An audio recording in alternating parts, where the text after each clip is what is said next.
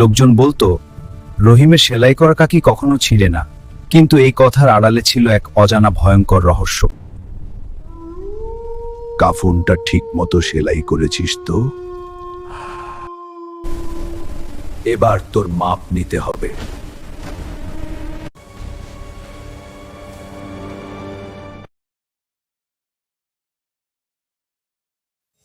গ্রামের নাম শিবপুর।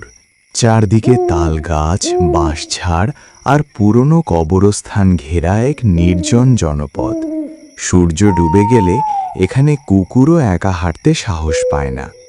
শিবপুরের শেষ প্রান্তে ছিল এক পুরনো টিনের ঘর। সেই ঘরে থাকত রহিম দর্জি। সারা গ্রামে তার সুনাম ছিল, কারণ সে শুধু জামা কাপড় নয়, মৃত মানুষের কাফন সেলাই করত। লোকজন বলতো রহিমের সেলাই করা কাফন নাকি কখনো ছিঁড়ে না, মৃত মানুষও শান্তি পায়। কিন্তু এই কথার আড়ালে ছিল এক অজানা ভয়ঙ্কর রহস্য। এক বর্ষার রাতে ঝড় বৃষ্টির মধ্যে হঠাৎ দরজায় টোকা পড়ল। ঠক ঠক ঠক। রহিম দরজা খুলে দেখল এক লম্বা মানুষ দাঁড়িয়ে। সাদা কাপড়ে মোড়া শরীর, মুখটা পুরো দেখা যায় না। চোখ দুটো অস্বাভাবিক বড়, লালচে জলজল করছে। সে কর্কশ গলায় বলল, একটা কাফন সেলাই করতে হবে আজ রাতেই। রহিম কাঁপা গলায় জিজ্ঞেস করল, কার জন্য? লোকটা ধীরে ধীরে মুখ তুলল।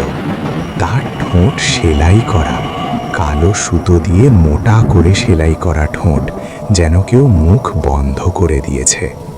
সে ফিসফিস করে বলল, আমার জন্য। রহিমের বুক কেঁপে উঠল। লোকটা সাদা কাপড় দিয়ে গেল।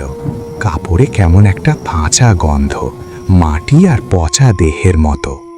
রহিম সেলাই মেশিনে বসতেই হঠাৎ বিদ্যুৎ চলে গেল। বাইরে বজ্রপাত, অন্ধকারে শুধু মেশিনের কর্মর শব্দ। ঠক ঠক ঠক।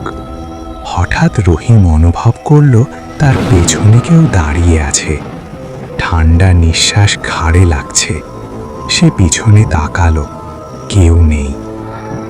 আবার সেলাই শুরু করতেই কাপড়ে রক্তের দাগ ফুটে উঠতে লাগলো, যেন ভেতর থেকে রক্ত চুইয়ে বেরোচ্ছে। রহিম আতঙ্কে কাপড় ছুঁড়ে ফেলল। ঠিক তখনই অন্ধকারে এক কণ্ঠ ভেসে এলো, সেলাই থামিও না, নইলে তোরটাই পড়াবো। পরদিন সকালে গ্রামে খবর ছড়ালো, কবরস্থানে এক পুরনো কবর খোঁড়া হয়েছে। ভিতরে কফিন ফাঁকা। মৃত মানুষটির নাম ছিল সালেম মোল্লা। জীবিত অবস্থায় সে ছিল দর্জি, কিন্তু তার বিরুদ্ধে অভিযোগ ছিল সে নাকি মৃত মানুষের কাফন চুরি করে নিজের কাজে ব্যবহার করত। এক রাতে তাকে মৃত অবস্থায় পাওয়া যায়। মুখে মোটা সুতো দিয়ে সেলাই করা ছিল ঠোঁট। গ্রামের লোকেরা ফিসফিস করত, সে নাকি মরা মানুষের কাফন কেটে নিজের পাপ ঢাকত। আর এখন সে ফিরে এসেছে নিজের কাফন সেলাই করাতে। রাত গভীর। রহিম আবার মেশিনে বসে। হঠাৎ দরজা নিজে নিজে খুলে গেল। বাতাসে কবরের মাটি আর পচা মাংসের গন্ধ।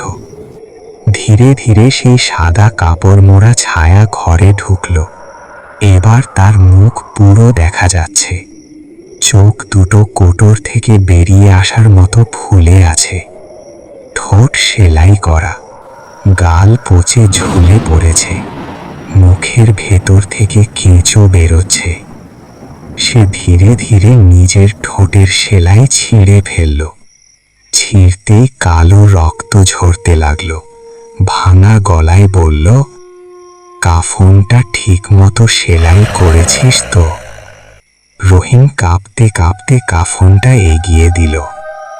হঠাৎ ভূতটা কাফনটা ছুঁড়ে ফেল দিল। তারপর বলল, এবার তোর মাপ নিতে হবে। পরদিন সকালে গ্রামের লোকেরা রহিমের ঘরের দরজা ভাঙল। ভেতরে দেখা গেল মেঝেতে সেলাই মেশিন উল্টে পড়ে আছে। আর রহিম ঝুলছে ছাদের সাথে। তার ঠোঁট মোটা কালো সুতো দিয়ে সেলাই করা ছিল, গায়ে পরানো সেই সাদা কাফন। তার বুকের ওপর রক্ত দিয়ে লেখা, কাফন চুরি করিস না। কিন্তু গ্রামের কেউ জানতো না রহিম কখনো কাফন চুরি করেনি। তাহলে কেন? সেদিন রাত থেকে শিবপুরে আর কেউ কাফন সেলাই করে না। কবরস্থানের পাশ দিয়ে গেলে এখনো শোনা যায় ঠক ঠক ঠক সেলাই মেশিনের শব্দ। আর মাঝরাতে কেউ যদি বলে কাফন সেলাই করাবো, তাহলে বুঝে নেবেন সে মানুষ নয়,